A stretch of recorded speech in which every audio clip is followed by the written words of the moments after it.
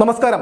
തെരഞ്ഞെടുപ്പ് ഫലങ്ങൾ പുറത്തു വന്നുകൊണ്ടിരിക്കുകയാണ്. അതെല്ലാം നമ്മളെ ആവേശം കൊള്ളിക്കുകയാണ്. നമ്മളെല്ലാവരും പ്രതീക്ഷിച്ചിരുന്നത് പോലെ LDFിൻ്റെ അടിവേരിളകി താഴെ വീഴുന്ന കാഴ്ചയാണ് നമ്മൾ കണ്ടുകൊണ്ടിരിക്കുന്നത്. പക്ഷേ ചില സ്ഥാനാർത്ഥികൾ കേരളത്തിൽ ജനങ്ങൾ ഒരിക്കലും അവർക്ക് അംഗീകരിക്കാൻ കഴിയില്ലാത്ത ചില സ്ഥാനാർത്ഥികൾ, അത് അന്തം കമ്മികൾക്ക് ഒരുപക്ഷെ അവർ അംഗീകരിക്കാൻ കഴിഞ്ഞേക്കും. പക്ഷേ നിയമം അവർക്ക് നൽകുന്ന ആ പ്രിവിലേജ് വെച്ച്, അവരുടെ അധികാരം വെച്ച് എത്രയോ പേരെ അവർ വേട്ടയാടി.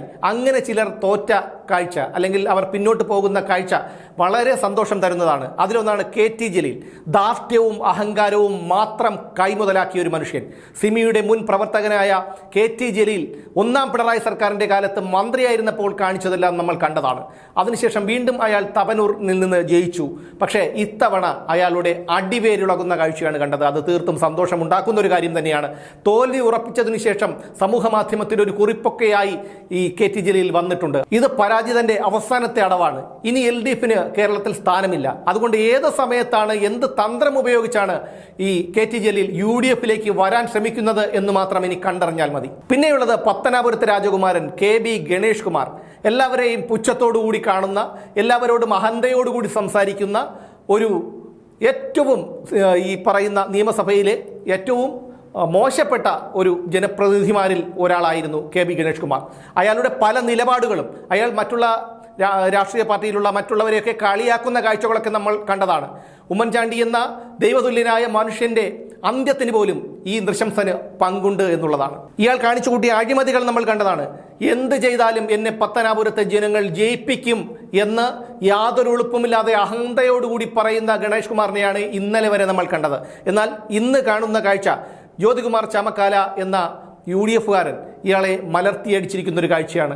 ഉമ്മൻചാണ്ടി സർക്കാരിൻ്റെ കാലത്ത് മന്ത്രിയായിരുന്ന KB ഗണേഷ് കുമാർ പെണ്ണു കേസിൽപ്പെട്ടാണ് ഉമ്മൻചാണ്ടി സർക്കാർ അയാളെ പുറത്താക്കിയത്. അതിൻ്റെ പകയാണ് ഉമ്മൻചാണ്ടി എന്ന മനുഷ്യനോട് ഇയാൾ തീർത്തത്.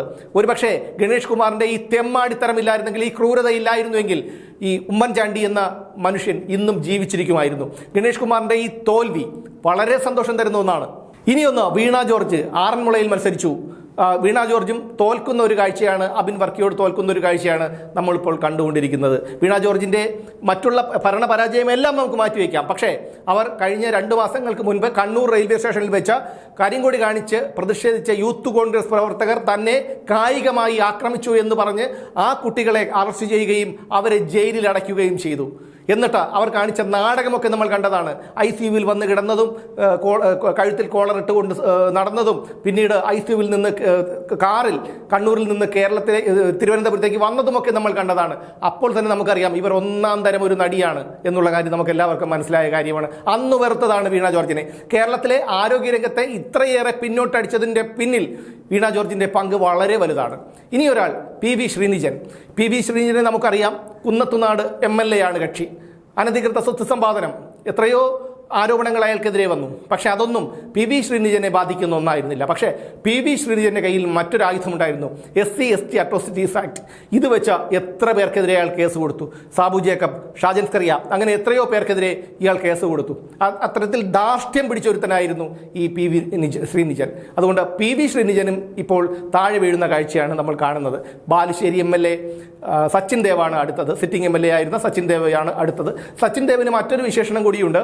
തിരുവനന്തപുരം മേയറായിരുന്ന ആര്യ രാജേന്ദ്രന്റെ ഭർത്താവ് കൂടിയാണ്. പക്ഷേ ആര്യ രാജേന്ദ്രൻ ഈ കഴിഞ്ഞ തദ്ദേശ തെരഞ്ഞെടുപ്പിൽ ഭരണം BJPക്ക് കൈമാറിയിട്ട് ഇപ്പോൾ വീട്ടിലിരിപ്പാണ്. ഇപ്പോൾ എന്തായാലും ഇനി കെട്ടിയോനും കൂടി വീട്ടിലിരിക്കാവുന്ന ഒരവസ്ഥയിലാണ്.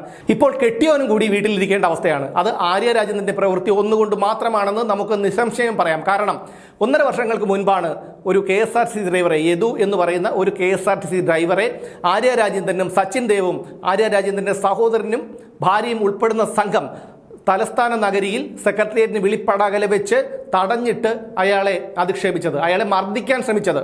എന്നിട്ട് അയാൾക്കെതിരെ കള്ളക്കേസ് കൊടുത്തു. ആ കേസിൽ നിന്ന് സച്ചിൻ ദേവും ആര്യയും ഉൾപ്പെടെയുള്ളവരെ കുറ്റവിമുക്തരാക്കി. പോലീസ് അങ്ങനെയൊക്കെ ചെയ്തു. പക്ഷേ ഇപ്പോൾ വന്നിരിക്കുന്ന കർമ്മഫലം തിരിച്ചടിച്ചിരിക്കുന്നു എന്നുള്ളതാണ്. ബാലുശ്ശേരിയിൽ സച്ചിൻ ദേവ് പരാജയപ്പെടുന്ന കാഴ്ചയാണ് ഇപ്പോൾ കാണുന്നത്. എന്തായാലും അതും വളരെ സന്തോഷം തരുന്ന ഒന്ന് തന്നെയാണ്. അതിൻ്റെ പിന്നിൽ ഈ ആര്യ രാജേന്ദ്രൻ്റെ പങ്ക് എടുത്തു പറയാതിരിക്കാൻ കഴിയില്ല. എന്തായാലും ഇത്തരക്കാർ ജനപ്രതിനിധികളായി വരുന്നത് നമുക്ക് കേരളത്തിലെ സാധാരണക്കാരന് ദോഷം തന്നെയാണ്. ഇവരൊക്കെ ജനങ്ങളെ സേവിക്കാനല്ല വരുന്നത്. ഇത്തരക്കാരായ ധാർഷ്ട്യക്കാരായ അഹങ്കാരികളായ ആൾക്കാർ ഒരിക്കലും ജനപ്രതിനിധികളായി വരാൻ പാടില്ല. അവരൊക്കെ ജനം ഇതെല്ലാം കണ്ടുകൊണ്ടിരിക്കുകയാണ്. ഇവരൊക്കെ ചെയ്യുന്ന ഓരോ പ്രവൃത്തികളും ജനങ്ങൾ കണ്ടുകൊണ്ടിരിക്കുകയാണ് എന്നുള്ളതിൻ്റെ ഏറ്റവും വലിയ ഒരു ഉദാഹരണം കൂടിയാണ് ഇങ്ങനെയുള്ള ഈ KT ജലീലും സച്ചിൻ ദേവും ശ്രീനിജനും ഉൾപ്പെടെയുള്ളവർ തോൽക്കുന്നൊരു കാഴ്ച.